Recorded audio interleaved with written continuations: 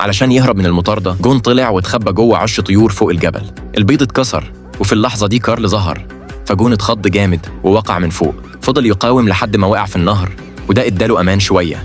بس في اللحظة اللي بعدها كارل ظهر قدامه تاني، جري على طول وركب تاكسي لمدينة تانية. بس وهو بيدفع الأجرة اكتشف إن السواق هو كارل. جون ساق طيارة وهو فاكر إن المرة دي أخيراً هيخلص من كارل. فجأة سمع صوته وراه، ورجع لقى نفسه من يوم قبلها في السجن. جون طلع قلمه ورسم طريق هروب على باب الزنزانة. الغريب إن الباب اتفتح فعلاً.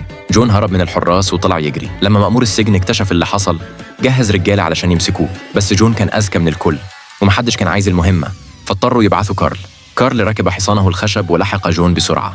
جون رجع بيته وهو في حالة هلع. علشان يطمن، قفل الباب ب6 طبقات أمان، وحتى بلع المفتاح. بس أول ما لف لقى كارل مستنيه.